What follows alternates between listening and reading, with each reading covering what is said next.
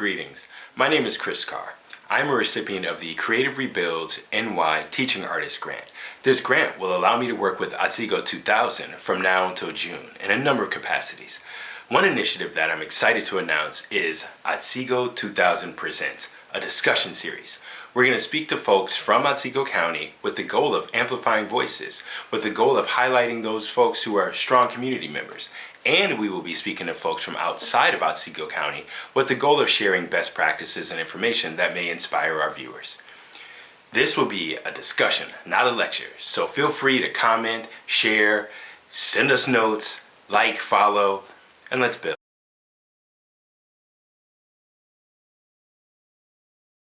Hello, everybody. This is Chris from Otsego 2000, and you are watching Otsego 2000 Presents, where we bring on special guests to talk about their personal lives and their journey in combining their love of nature and the outdoors with their professional lives or their interest in social justice. So today, I have a special guest. Please introduce yourself.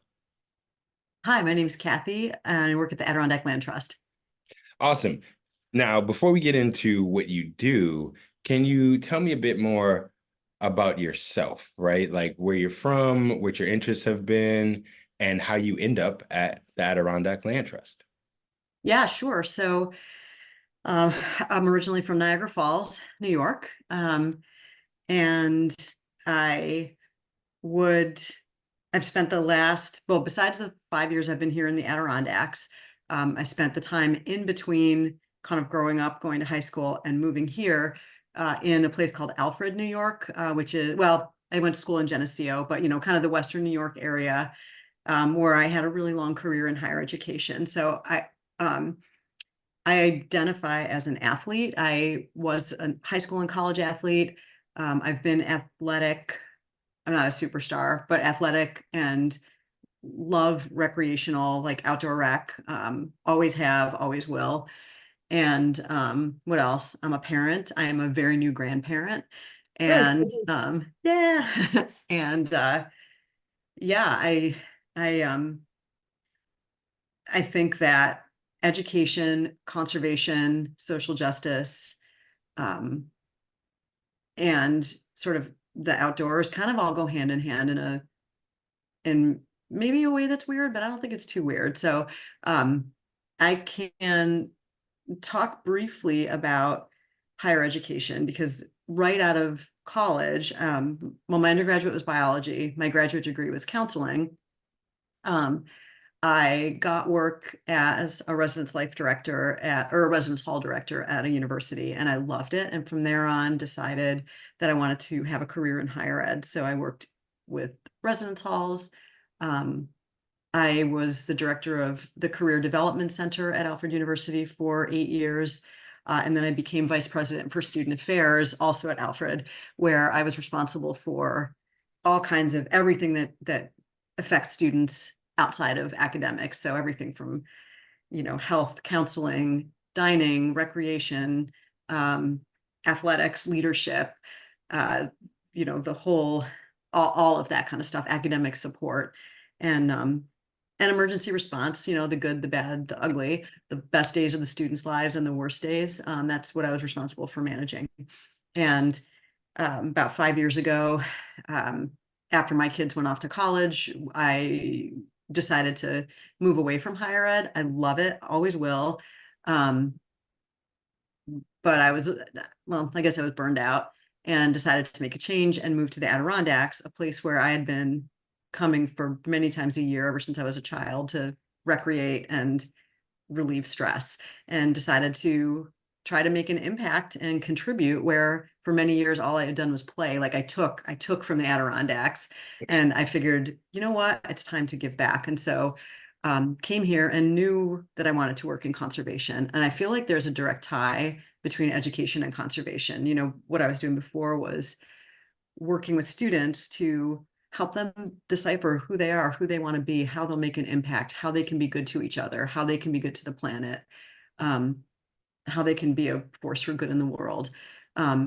What better transition than making sure that the world that the next, 7 generations, if you want to put it that way, are our children's children, if you want to put it that way, inherit is clean water, clean air, and available for everyone to enjoy.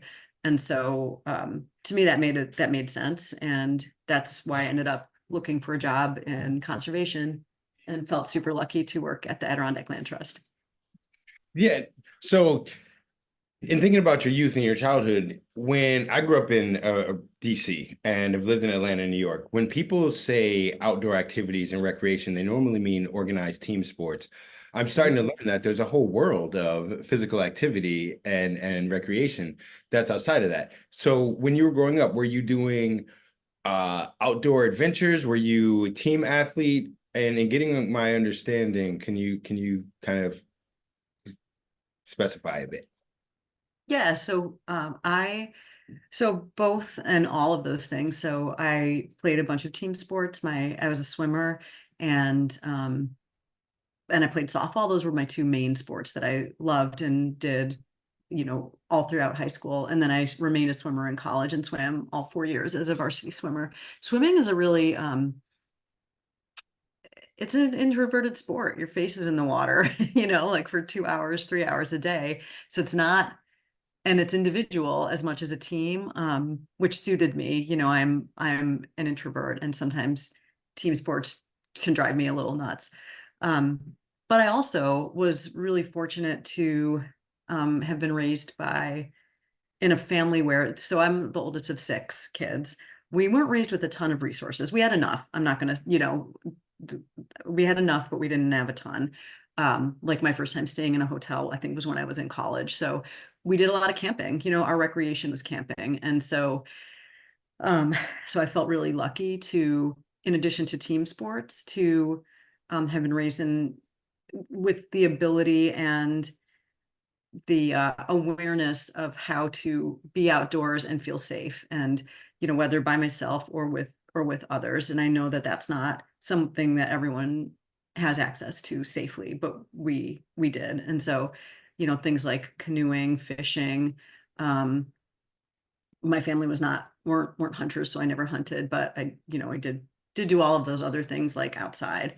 um, Again, hiking, cycling. And I was raised in a city in Niagara Falls, small city, but still a city.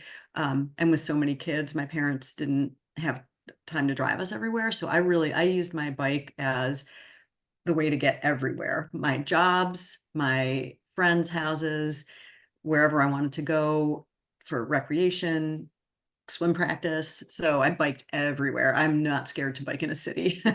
I should be, but I'm not. So, how do you think your experience as a youth, going up to the Adirondacks or camping with family or having experience outdoors and finding enjoyment, whether by yourself or with groups, influenced your appreciation as an adult of nature, outdoors, and wilderness activities?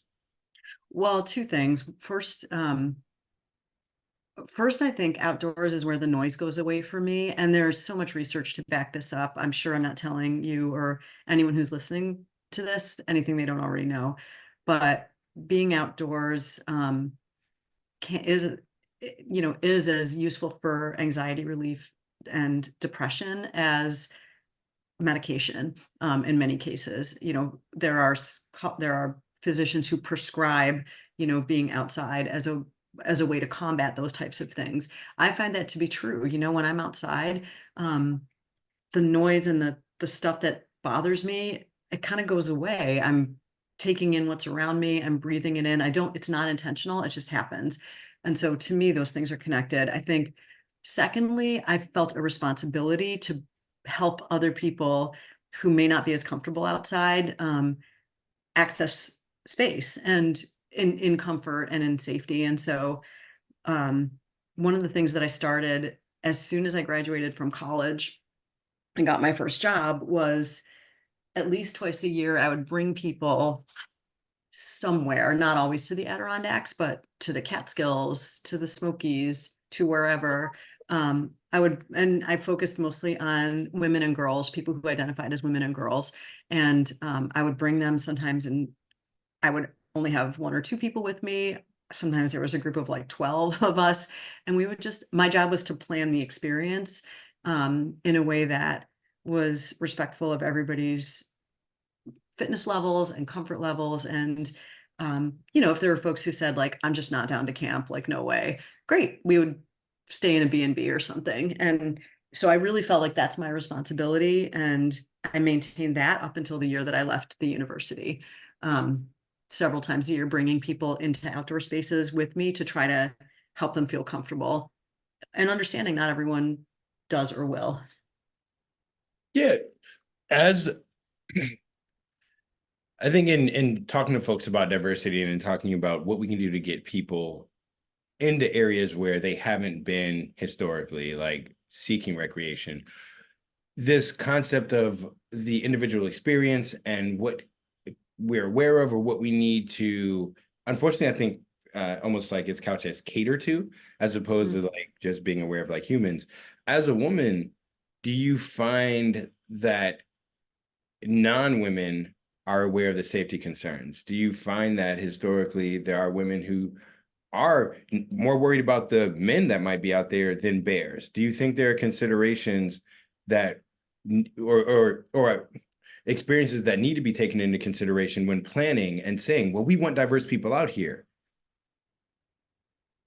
Yeah, I do think I think I'm an outlier in not having that fear. And some of it's just because I grew up that way since the time I was really young. And again, that's a privilege, and it was something that not everyone has. I am definitely an outlier. I'll tell you, some of it is that society too expects women to be scared outside, or expects uh, people who are minoritized to be outside and to be scared when they're outside. I'll tell you a story from, and I don't think they would mind if I shared this, but our intern this year is a non-binary person of color. Um, but their gender expression might read female to a lot of folks, and they really embraced hiking while they were here in the Adirondacks this summer. Really did some really killer stuff. It was cool.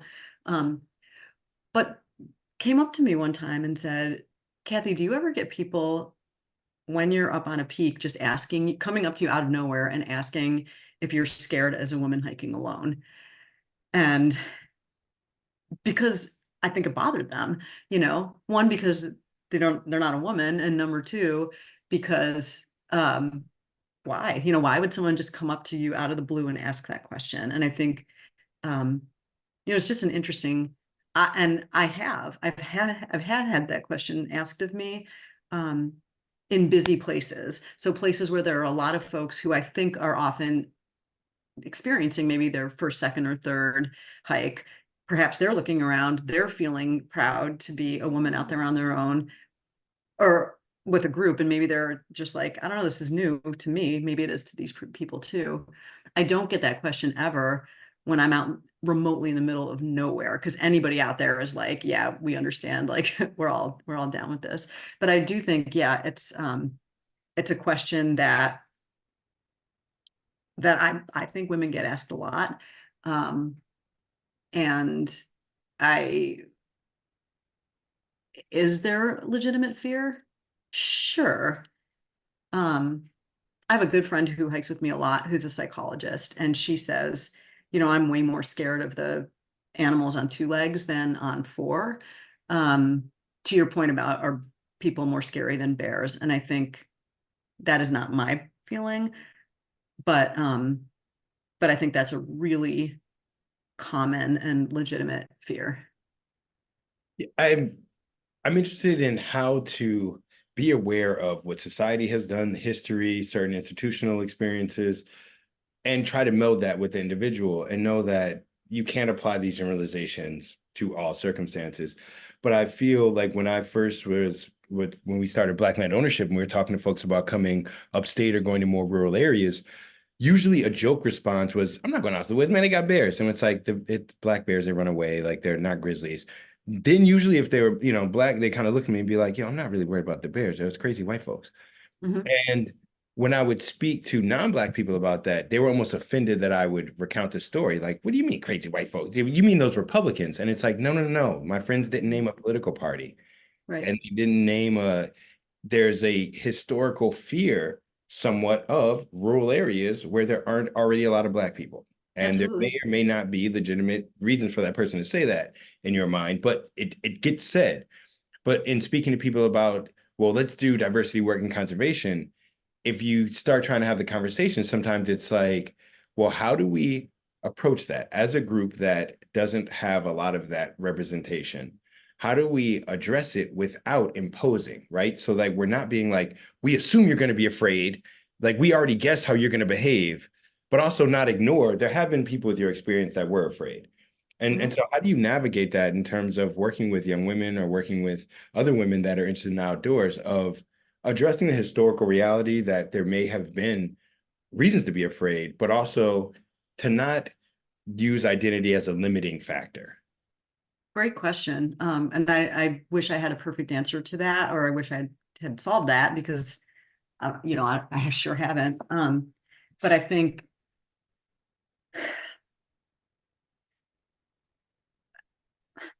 one is, one is practice, just trying to get people out, because I think the more people experience something, the less scary it becomes, for sure. Two is being realistic. There is a reason for fear and discomfort, and that is legitimate, and it's not everyone's, but uh, it's something I would never minimize for people who are feeling like that. I think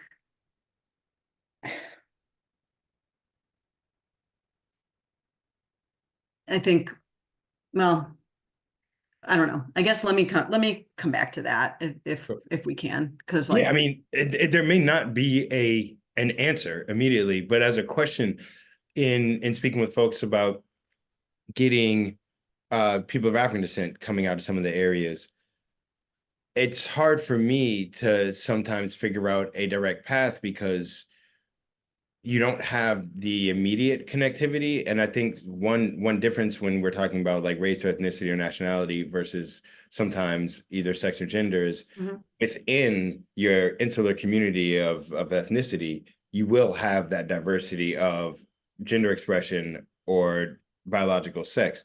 So that I see a more direct path to, well, I have a mother, I have a daughter, I have a sister, or I have a brother, I have a cousin, we can do stuff together because we already have some proximity. yeah, It comes to the racial segregation of where people have lived in this country. I'm always kind of stuck with how do we say, hey, people in a rural area that doesn't have a large number of Black people, we're going to bring a whole bunch out there. And you will actually have to behave differently. Some of the jokes you were telling are not okay with this new community. And how do you tell some of the people you bring from the city, you may see a Confederate flag, you can't automatically assume that person wants you to be a slave?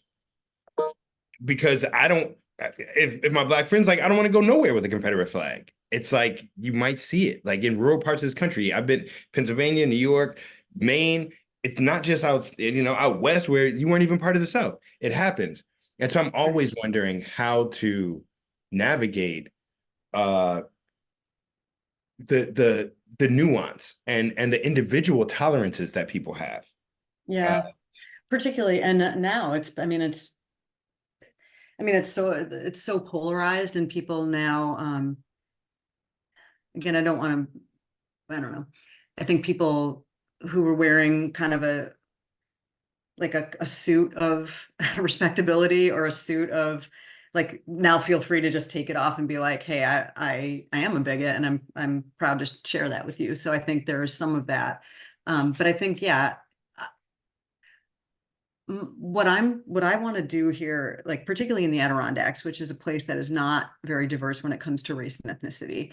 Um, I am working here to try to change that. And we're seeing it a little bit at a time. Actually, the pandemic, for as awful as it was, and the many, many negative impacts the pandemic had, the pandemic really, in a positive way, impacted that for us. We saw, and this was backed up by friends I have who are forest rangers, people, researchers who are looking out to really try to, who have the same goals as I do, as we do, um, to have a more diverse Adirondacks. We're saying we have never seen the diversity on the trails that we've seen this year. And by seen, I'm just obviously so many aspects of diversity are invisible. But you know, I'm talking about race and ethnicity. You know, I think folks were just like, this is awesome. You know, it's really cool. And the more we can build on that, the less scary it might become. You know, of course, we're not there yet, but you know, the more we can do to just get folks here. And I think there's a couple of other biases that need to be addressed. One is on behalf of people who are longtime outdoor recreation lovers, is this feeling that you have to be by yourself or in a small group, or it's not real if it's with a bunch of people. Like you'll see lots of pictures of peaks that are crowded with folks, and it's almost always you know, sort of you know, conservation organization saying like, this is this is terrible. Everything is like overused. It's so bad. Not recognizing at all that for many people being outdoors is a social activity, and a vision of a crowded mountain peak is not something to be like, I don't know, dismissed, but like something to be celebrated. Like, this is awesome. This isn't scary. Look at all these people out here. This is pretty cool. Who are on these bare rocks enjoying this. So I think like we have to address that as part of the outdoor community, and this bias of like it's only you know, like true outdoor recreation if it's like sort of solo. And so again, these are things that organizations here are trying to, I mean, we're looking at issues of high use because there is a conservation impact, but also the not as a quality of life type of issue for people, you know, many of whom want their friends and family around them or want people around them when they experience these things. Yeah, you in a way just turned on a light bulb. In being from a city and looking towards outdoor activities, there was almost a skill to it, or like a hardness in it. And now that we live upstate, I'm walking my hill or I'm out in the woods every day, and normalizing that it's actually can be this challenge that you go back home and tell everyone, I went to the peak, or it's what we used to do. Like it's literally humans used to walk around outside and deal with the plants and nature a lot. And there may be a hill, there may not be. It may be just a path that winds for a mile and a half. Totally. Yeah. You really turned on something of like just normalizing the hiking camping experience, that it isn't this. I think because maybe, sorry to restart, from my youth, it was almost like that's a wild adventure. Go get in a kayak, like drive somewhere an hour and a half and take this adventure that could be life-threatening, as opposed to it can be that, but it can also be something available to folks who don't need that level of Totally. adrenaline rush. A walk in the woods, you know, like you can walk. My gosh, there's so many places in any urban area where you can have, you know, a patch of grass that you're walking on or something that you're experiencing where you don't need this gorgeous vista. You can look down and you can see native plants and you can see bugs and you can see, I don't know, like you can just experience like nature all around you. And that is just as stress relieving, or it can be just as stress relieving as being out on some giant peak. You know, it's really kind of normalizing being outdoors and that experience and what that means to you and who you want to have it with. You don't have to be by yourself. Yeah, yeah. In terms Can of I mention one more thing that I think I've heard from friends of mine who are not white, who come and visit and we hike together or we do whatever. And what they've said is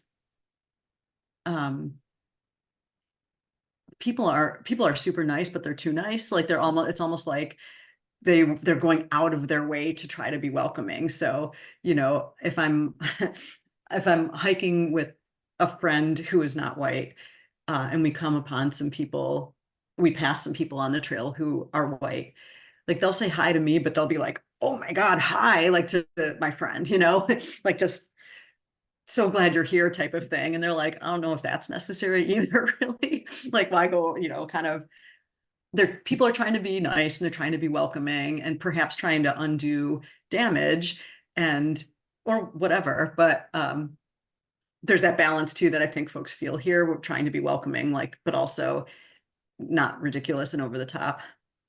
Yeah, I mean, I wanted to write down what you just said, so I remember to come back to something. The realities of that separation and that segregation, I think, in humans not living around people that may have ethnic differences, national differences, what have you. So then we lose the gauge on how to even know the type of person we're engaging with. Mm. And you have to jump into well, I don't want to come off as a jerk, so let me do this.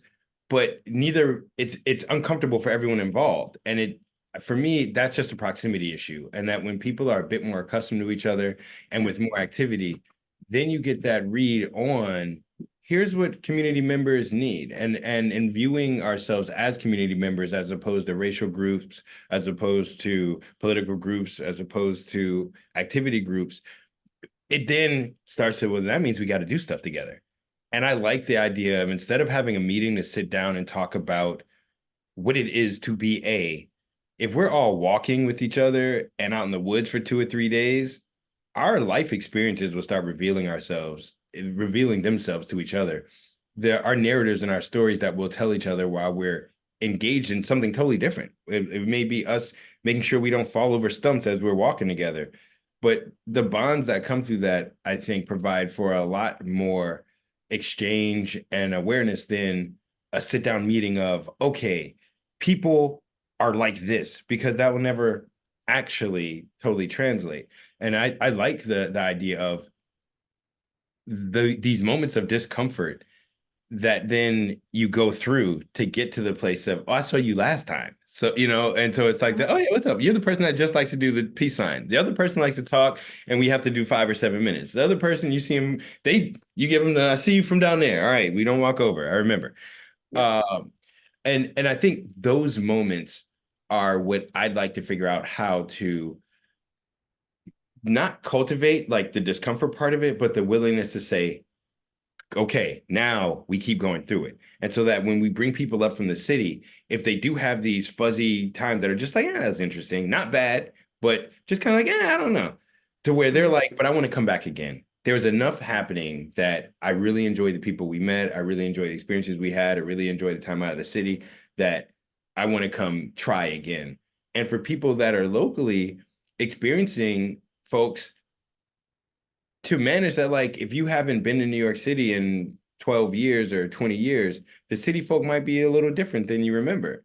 And to give space that if we come up and we're loud and a bit raucous the first time or don't understand certain things, that it's like, yo, y'all come back again. I'm gonna take you to where we like to go and show you how things work. And so I'm interested, I think, most in cultivating that bridge and to continue the excitement of the people who've done this stuff, for like you've been out in this area and experiencing it for, at this point, a few decades. And the people like me that when I came out that first time, I felt totally safe. I felt totally welcome.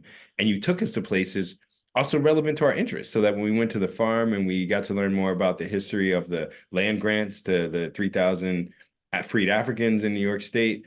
And then we also went to where it's just open vista and mountains, and there's no talk of anything social or historical. It's just the snow started coming down. It's like, we're almost near Canada, but I have to come back. And so for me, so I say all that to say, at the Adirondack Land Trust, what are some things you all are doing, or some programs or some collaborations that have you excited? Yeah. So I'm just gonna like there's a whole bunch. Oh gosh, what are we doing? One of one project that we're working on, and perhaps you're familiar with this, is working with Dave Fadden, who's the director of the Six Nations Iroquois Cultural Center, to try and, well, we're working with him on a conservation project, him and his family, we've already done this. We've purchased land. It's 333 acres. And we're going to be working with them on a new type of conservation easement, something, and actually there's going to be a webinar about this in a couple of weeks, which I'd love it. It'd be super interested if you wanted to join us with that. But really thinking about Indigenous knowledge and how do we apply Indigenous knowledge and traditional practices to a fairly standardized conservation tool, which is a conservation easement. Conservation easements are all about what can you not do on a piece of property, in order to preserve the conservation values. For example, like don't cut trees, don't don't plant new plants. Like there's a lot of things that you can't do. But utilizing Dave's knowledge and the knowledge that he brings from his Haudenosaunee heritage, how do we craft a new type of legal document, understanding that United States laws still have to govern a conservation easement, but something that's honors indigenous practices, like that's something that we're working on together. There are not a lot of examples of this. And so we're excited. When we're working with indigenous partners, we move at the speed of trust, which is not my saying, but it's one that we're trying to really pay attention to. We might want to move quickly on a certain timetable. And if our partners are like, we got to slow down because we need time to trust you and to see who you are and what you do, and how you work with us. That's where we are right now. And so working with the Six Nations Iroquois Cultural Center is a real highlight for us. And we're thrilled to be in the position that we're in right now, working with some wonderful partners. And so, that's one example. I've connected you recently with Yunga Webb, who Yunga is the director of diversity initiatives at a local school. And she has started a nonprofit very recently and is looking for partners called her nonprofit's called Timbuktu with a Roman numeral 2, kind of referring back to the land grant initiative that you were talking about previously. She had no idea. She came here, had no idea that existed, which why would she? Because very few people would if you didn't live here and you weren't from here. But she's really interested. She shares your interest, I think, in more Black people owning land, more Indigenous people owning land, and not just in the Adirondacks, but throughout sort of the northern United States. And so, working with Yunga to try to make connections, to connect her with grant resources, other nonprofit resources and people who would be interested. We are making connections with the Adirondack Diversity Initiative, which is an initiative that started here as a collaboration of several conservation organizations who pooled funding and now has gotten some funding from New York State and the Department of Environmental Conservation to create this position. It's now, I think, maybe 4 or 5 years old. There's a new director named Tiffany Ray Fisher, who is fabulous. You've met Tiffany. She was one of the board members. She still might be one of the board members of John Brown Lives. Okay. And she's fantastic. And in addition to, and she splits her time between Brooklyn and Saranac Lake. Yeah. I She's remember. also owns a dance studio and she's a choreographer, does a lot of work in the city and bumps back and forth. But, one of the things that Tiffany does besides her kind of formal work as the Adirondack Diversity Initiative director is she hosts get-togethers at her house once a month, only people of color. And it's really an affinity group. And our intern, who I just chatted about earlier, was invited to those, which is nice because as there were, as they experienced situations like the way that you categorize, not necessarily negative, but kind of like, like what's going on here? Like people asking them, for example, coming up to them out of nowhere and asking them if they're uncomfortable being by themselves on a mountain. It's a place to process, and it's a place to have fellowship, and it's a place to find community. And so I think Tiffany's, what she's doing for this community, and she's also a landowner and a property owner, and is very proud of that and happy about that, and talks about it a lot as a really important component of her life and her family's life. And so I think, again, representing the Adirondack Diversity Initiative, she's fabulous, and she's doing some great initiatives. She's also working a lot on community policing, which is terrific. What else? We recently engaged in, now this is something that we're proud of. We recently engaged in an initiative to rename one of our preserves, which it's a beautiful preserve. It's public space, terrific trails, one of which is flat and beautiful for beginners, and one of which has a hike to a little peak that's gorgeous. One of the most beautiful spots in the Adirondacks. But the name of it was off-putting to say the least. It was a racial slur that started with the word C. The lore was that it was named after a family of local settlers. And that was just a lore that was taken on without question for years. There was another sort of competing story that perhaps it was named after raccoons because raccoons were hunted in the area. And a couple of years ago, we started looking into it. We're like, we really want to test this, and we want to see, like, we just want to push on this a little bit because, like, this is the lore that was handed to us. This is the name of the preserve that we own now. But we did a very deep dive, and Maya, our intern, was actually hired with this goal in mind. We didn't find any evidence of a last name. We didn't find any evidence of an animal. What we did find is information that we did not know before, that there was a Black family that was living at the base of that mountain, back around the turn of the century. And we dug up some other names of that area. And we were like, okay, we don't have definitive proof of why this mountain was named what it was. We have a pretty good idea, though, that perhaps there was not a benign reason. And in fact, it was named as a racial slur. And so we changed the name, and we have removed all evidence of the previous name from our website, our publications, our kiosks, our educational materials. And what we're now in the process of trying to do is think about the name of the mountain, which we can name the preserve. That's our property. We can do with it as we want. You can't rename, though, as you might be aware, any type of geological feature. That's up to the United States Board of Geographic Names. And so we're sort of starting a communications plan and doing our research and plan to actually, as I think about it, this is probably not like super public just yet, but what we plan to do is petition to remove the name of the mountain and change it to something else.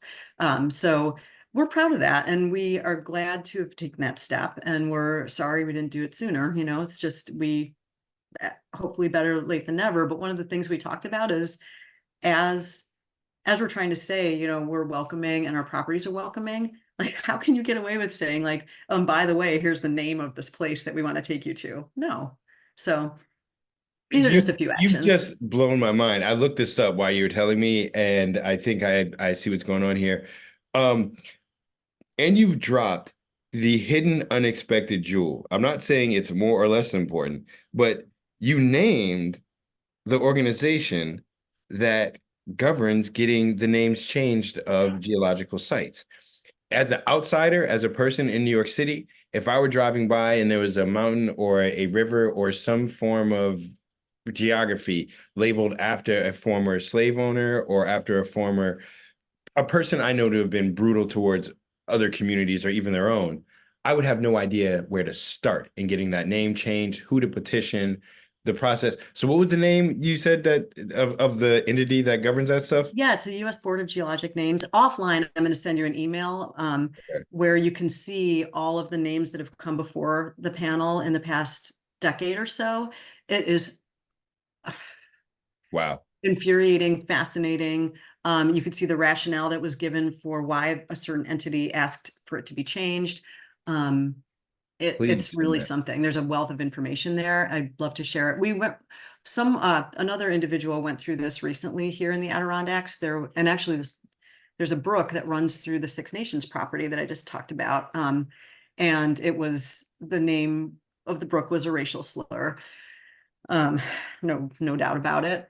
And it was recently petitioned to be changed to John Thomas Brook. You should look this up. John Thomas was one of the Garrett Smith landholders who lived in that area. And it was a pretty quick process, all in all. But if you take a look for that, just look at the renaming of John Thomas Brook in the Adirondacks, and you'll see a bunch of articles, including what Kurt Stager, who is the person who initiated that process, the steps that he took to petition for that name to be changed. So Yeah, I'll send you something offline about this too, because it's really fascinating, the whole process. But yeah, like it's also just would be tempting to think that people who live nearby are okay with a certain name, and in fact, it is very difficult to get it changed, and like you can't just do it if it's a mountain name or a stream name, anything like that. It's not up to. I mean, it takes a process and a So you're hitting on a number of things. One that I want to address is I appreciate the organizations, the people, the entities that are going through that process, because as a member of a community that's constantly being reminded of a historical mistreatment, those names, those statues, those relics were put in place as intimidation. They were put in place as celebration. I assume there's some people who were like, there's no one here to intimidate. We ran all y'all out, so we're here to celebrate. But when I come visit, I'm intimidated by certain things like that, or like the names that are being celebrated.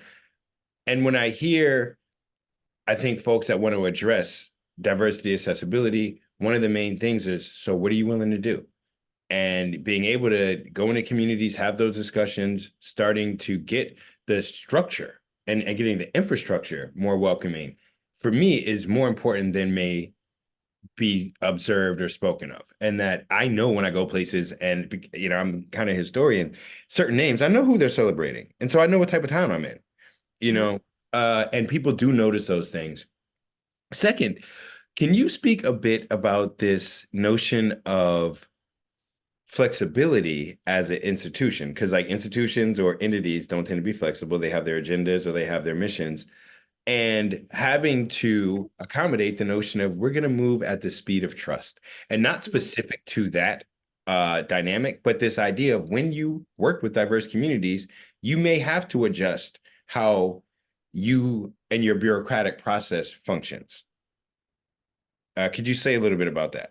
Yeah. I mean, and you pretty much just said it. And I don't know that I could say it any clearer than you just did, but I can tell you a specific example of when we bumped up against it. It was a grant process. So we wrote a grant to try to get to pay Indigenous partners to consult with them as we go through this process of crafting a new type of conservation easement that respects Indigenous use. And our organization, the Land Trust Alliance, that's our kind of our professional organization, gave us a really nice grant for a couple of diversity, equity, inclusion, and access related programs, one of which was getting consultants. And we really wanted to work with local partners, for obvious reasons, right? All grants have a time frame by which you need to produce your outputs. And so we had to go to them for an extension, because just because we have money now and we have to use it by X date, and we want to pay somebody, we want to pay many somebodies to help us, doesn't mean that people are going to be lining up saying like, hey, I want to work with you. That takes time. And so that's that speed of trust concept, is just because we want something. And even if we have money, doesn't mean somebody wants to work with us. They don't know us. Why would they? And us, the kind of offering an incentive, like, fine, that's not enough for people, like, nor should it be if we don't know you. And so it just took a little longer, and we had to petition them for an extension, which I don't know that any granting organization loves to give extensions. But the Land Trust Alliance was great, because one of the things that we said to them when petitioning for the extension was, this is one of the things that we have learned through receiving this grant, is that one of the biggest mistakes that a non-Indigenous organization can make when working with an Indigenous organization is forcing a timetable. We have learned this. And so because of this, we need to request another year. And we got it without, they understood, they gave us that extension. And, it's terrific. So that's just one example of needing to adjust our expectations. We as a organization, I guess I'll just speak for ours. I don't think we're the only ones. We got time. We got got to get stuff done. We want to get things done. We want to show people that we're moving along this continuum and completing projects. We can't really share anything with the public until we complete a project. We could have some really, really cool thing in the works that's so inspiring and so exciting, but until it's done, we can't share it publicly, right? So we want to get it done, but sometimes we can't. We have to take a breath and we have to chill out, because that's not beneficial to our partners. They need time. And so, yeah, it's really changed us when we're working with partners. And again, I'm not sure that could be could be a township, it could be a municipality, it could be any partners. Like, our timeline is not necessarily somebody else's. So I think, yeah, we've learned to anticipate that now going into a project, which we didn't before. And then we would have to like kind of scramble. You bring up 2 points that I've personally run into. Is one, the notion like, well, we're offering, people of course are going to want what we're offering, so we don't have to adjust to what their needs might be or what their previous experiences might have been. And I've worked with some orgs doing DEI consulting where they're like, well, we did this program and no one's applying for it. And I'm like, well, what media outlets did you use? And they're like, well, our normal ones. And I'm like, those don't go to anywhere that your target audience will receive it. Did you make new relationships in order to find the new people? And they're kind of looking at me like, why would we have to do that? Like, aren't people coming to us to save them? And it's kind of like, no, folks gave up a long time ago that someone's coming to save them. And so partnership and collaboration does require effort. And so I'm reiterating that through our conversation, as there is no magic pill for people watching this that are trying to gain best practices. What I'm hearing from you is a genuine collaborative spirit, which is going to require effort from all parties involved, and adjustment and flexibility from all parties involved. I want you to finish, please, but then there's one person that I want to tell you about her story, like just putting a pin in that. Please hop in. Go ahead. I'll remember my other point. No, I want to hear what you were going to say. Sorry. And I think the second thing was I know the first part. Ask what you're going to say. It'll come back to me. Okay, I'm sorry. Oh, I shouldn't have interrupted. No, it's good. So I recently sat in on a session that was conducted by a panel of people about like, how are we getting the word out to people? It's kind of to your point about like, how did you promote it? Oh, we did it the normal ways. Yeah, well, that's not how my community takes in information. So I don't remember her name. She's the director of urban engagement at the Genesee Land Trust, which operates in Rochester.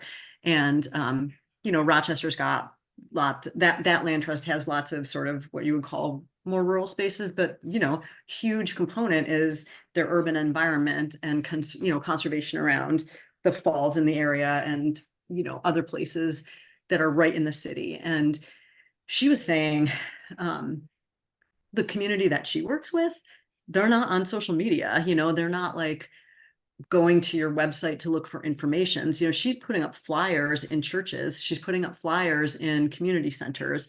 She's doing old school types of stuff that like we don't go around putting flyers in places until we heard her seminar. And then we were like, damn, we got to go out and put up some flyers in the community centers and in the Grange and in, which is the rural like community center, and like in churches, like, and in restaurants and those types of things. Like, whatever, this is not rocket science, but until she said this to us, we were just like, holy cow,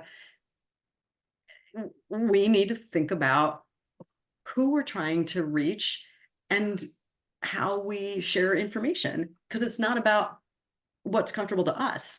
So anyway, I just want to underscore what you had said. That's a really good example I ran into when I went upstate, even just 3.5, 4 hours outside of New York City. And we want to buy stuff and it's unexpected. We're on the side of the road or we see someone that has a vending stand and we're like, cool, what's your Venmo? And they're like, Venmo. And we're like, yeah, we want to pay you. And they're like, I'm not doing that on the phone. You trust that? And I'm like, yeah, definitely. I want to give you money. And it's not a real conversation. They've already told me you won't be able to. I'm not open to the conversation about it. And you, as like talking to me, like what's wrong with you for thinking I would just let you give me money on the phone? Where's the cash?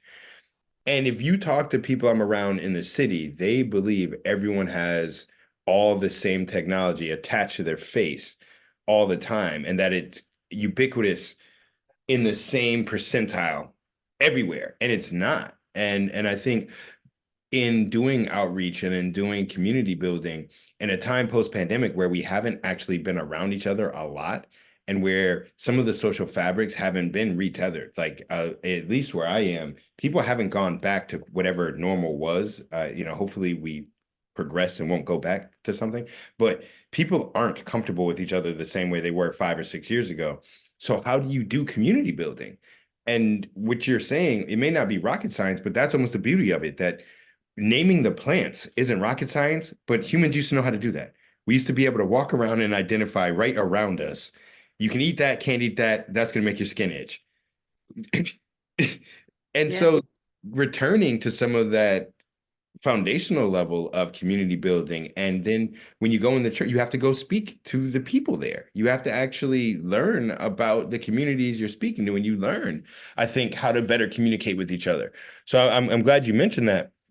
The other part I was going to say before we head out, and this is a big question. I'm not expecting you to have an answer, but if you do, I'd love to hear your thoughts or experiences. How do you manage, or what do we say when we're looking at, we want to do outreach to diverse communities? I'm from a background where bureaucracy has not been beneficial, where bureaucracy has been a means of keeping folks that look like me out of opportunities. That every time I get an application, it feels like I have to now cater to a bunch of people that have never been in my situation, have no idea why I'm doing what I'm doing or why it's important.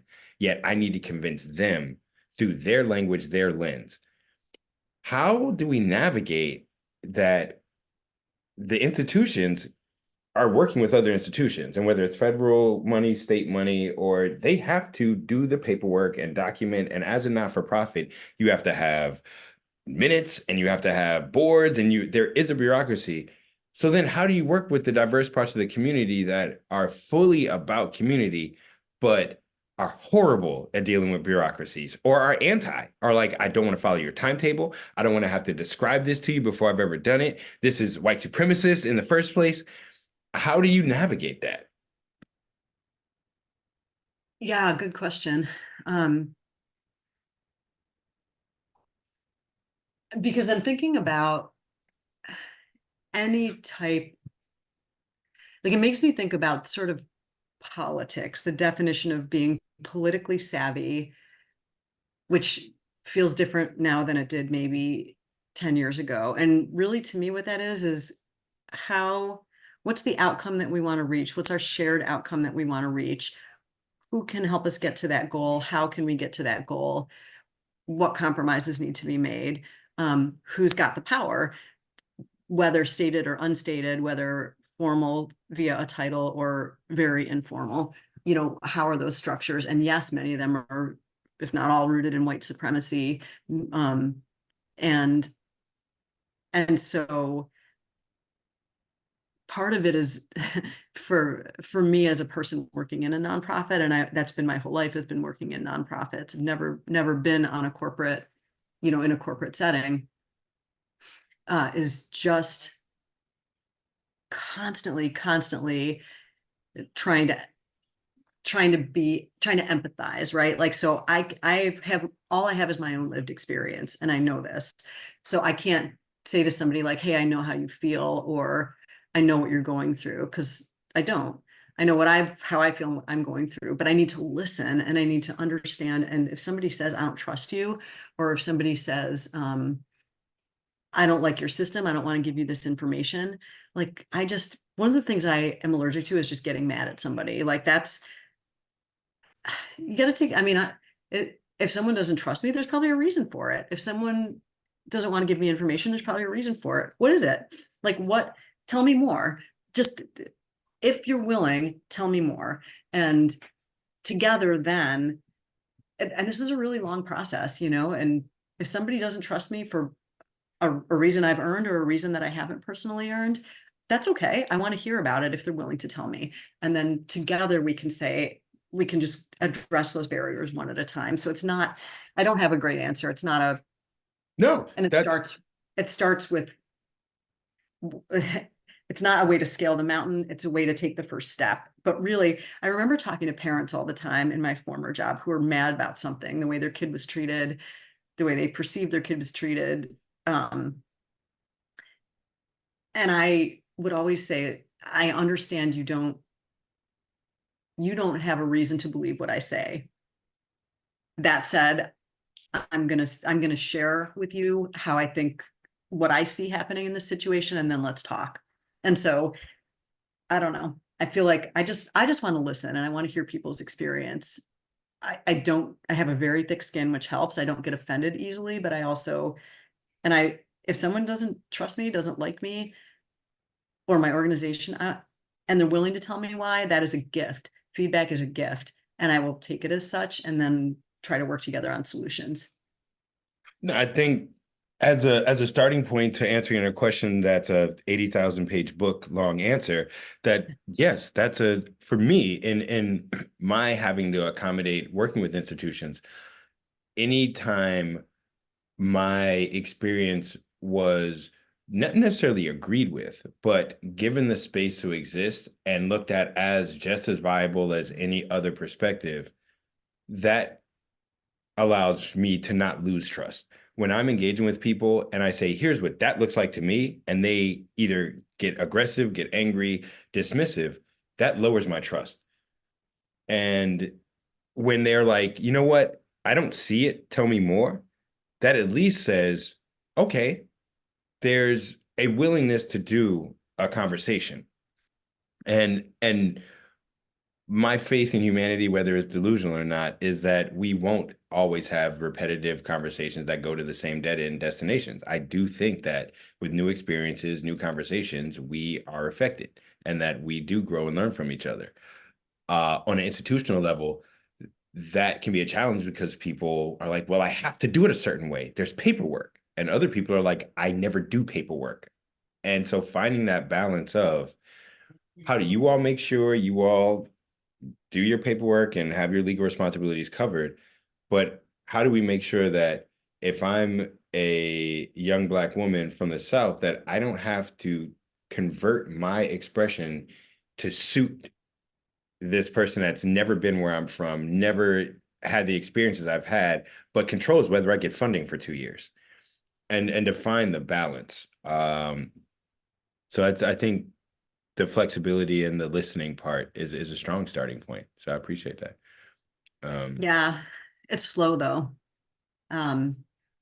It's slow, but each successful collaboration hopefully will just pile up. And this is my faith in humanity, that there might be some steps back, but I have to believe there are more steps forward than back that are happening. They're just not reported on, and you don't, but I think, I don't know, I have faith, I have to, that that the good is outweighing the bad in terms of successful partnerships. I just don't think we hear about them as much.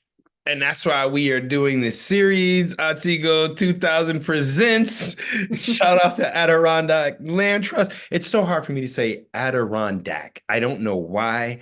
I spell it, I got maps.